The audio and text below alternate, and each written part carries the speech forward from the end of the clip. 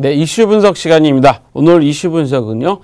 첫 번째 먼저 월시어 피닉스 비트코인 ETF는 다르다라는 제목의 그 첫 번째 이슈를 삼아봤습니다.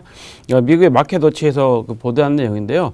미국 증권거래위원회가 투자운용사 월시어 피닉스가 신청한 비트코인 ETF의 신청서를 공개했다고 합니다.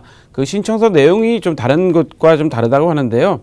그동안 미국 증권거래위는 비트코인 ETF 신청이 계속 들어오는 거에 대해서 반려했죠. 거절을 했는데 거절한 이유가 중요한 게 변동성이 너무 크다. 암호화폐의 가격의 변동성이 너무 크기 때문에 이거는 허락을 해줄 수가 없다는 거였죠. 사실 비트코인 가격이 지금 거의 몇십 분의 1로 떨어져 있는 상황이어서 2만 불까지 갔다가 지금 한 400불 이 정도 수준에 가고 있는 수준이어서 많은 변동성에 대해서 의구심을 갖고 있기 때문에 미국 증권거래위원회에서 일단 거절했죠. 두 번째로는 투자자 보호를 어떻게 할 것이냐라고 해서 두 가지 이유를 가지고 투자자 보호 대책이 미흡하다는 이유로 두 가지로 해서 현재 거절을 하고 있는 상황인데 2월 27일 날 또 이제 심사를 한다고 합니다. 2월 27일 날 심사를 한다고 하는데 사실 저희가 계속 이슈 분석 시간에 예정해 드렸던 건 3월 중순, 3월 말쯤 최종적으로 결론이 날 것 같다라는 걸 말씀드렸는데요.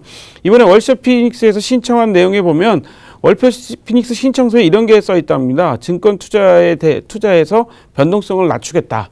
그러니까 단순하게 암호화폐 비트코인만 갖고 하는 ETF 상장 지수가 아니라 증권에도 투자해서 변동성을 좀 낮춰보겠다라고 한다고 합니다. 그래서 중개기관이 미국 재무부의 단기 증권이나 달러, 그 다음에 비트코인을 세 개를 같이 보유하고 있는 거죠. 그러니까 세 개의 상품을 결합해서, 그러니까 비트코인, 달러, 증권의 세 개의 상품을 결합시켜서 변동성을 감소시키겠다라는 내용을 넣었다고 합니다. 그러니까 중개기관이 실물을 다 보유하고 있겠다고 이제 해서 신청을 하게 된 거죠. 그렇다 보니까 여기서 이제 어떤 면이 이제 좀 커버가 되냐면 변동성. 달러나 이제 증권을 갖고 있으면 아무래도 비트코인 가격이 오르락 내리락거리기 비해서 좀 덜 하기 때문에 그런 변동성이 좀 줄어들 거고요. 상품 비중에 따라서 투자자를 보호할 수 있는 비율이 훨씬 더 좀 완화되겠죠. 완화되겠죠. 그런 것 때문에 이제 투자자들에게는 더 효율적이고 이제 편리한 상품이라는 것을 내세워서 신청을 했다고 합니다. 그래서 이런 내용이 다른 그동안 들어왔던 비트코인 ETF 상품의 신청서와는 좀 다른 내용이기 때문에 우리가 좀 눈여겨봐야 되겠다. 단순 비트코인 ETF만 갖고 하는 게 아니라 다른 상품하고 결합해서 만드는 게 좋겠다라고 하는 게 현재 투자 운용사 월시어 피닉스가 신청한 거라는데요.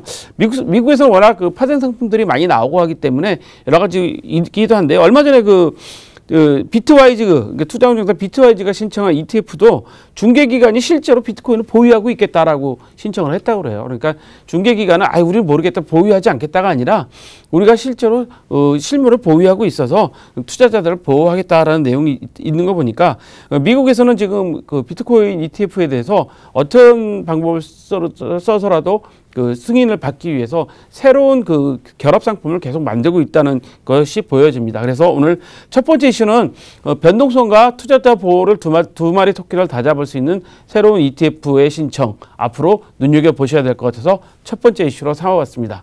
자, 두 번째 이슈는요. 뉴욕 맨하탄의 블록체인 센터 개관이라는 내용입니다. 좀 재미있죠. 간단하게 이슈를 좀 삼아보려고 하는데요. 블룸버그 통신에 따르면 뉴욕시 경제개발공사가 맨하탄에다가 블록체인 센터를 개관했다고 합니다.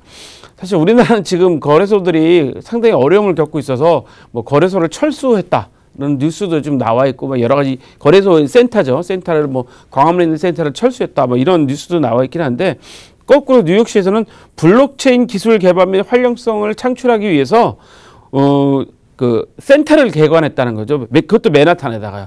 뉴욕 한복판 맨하탄에다가 블록체인 센터를 개관했는데 여기서는 코딩 클래스, 그러니까 코딩을 가르쳐 준다든가 여러 가지 블록체인과 관련된 강의도 하고 기타 나머지 서비스도 제공해주는 그런 센터를 만든다고 합니다. 그러니까 센터 운영은 회원들이 가입해야 되는 가입비하고요. 그다음에 파트너 기업들, 대기업들의 파트너 기업들을 충당하고 하는데 가을부터는 이 센터를 통해서 블록체인 시범 사업도 진행할 예정이라고 합니다. 이런 걸 보면서 느끼는 것이 결국 미국에서는 정부에서도 블록체인 이런 사업에는 블록체인 플랫폼이 살아남기 위해서는 많은 분들이 참여해야지만 이 살아남는 것을 이미 알고 있는 것 같아요. 그래서 많은 분들을 참여시키기 위해서 블록체인 센터를 개관해서 시범 사업도 하고 강의도 하고 서비스도 제공한다고 하니까 확실히 우리나라하고는 좀 다른 점이 있는 것 같습니다. 단순하게 블록체인 기술 개발이 아니라 많은 분들이 직접 피부로 느낄 수 있도록 만들어주는 것 정말 중요한 것 같아서 우리와 좀 다른 점이고 해서 두 번째 이슈로 삼아봤습니다. 자, 세 번째 이슈는요. 자, 새로운 알트코인의 등장은 비트코인을 하방 압력을 받는다라는 내용입니다. 세인트루이스 연방준비은행 연구 보고서 내용인데요. 여기 이제 데이비드 연구원이 알트코인 생성이 모든 암호화폐 가격을 하향 압력한다. 비트코인과 경쟁하는 투자자산 포트폴리오가 많아지면 모든 암호화폐 구매량에 상당한 압박을 받는다라는 내용의 이제 보고서를 냈습니다.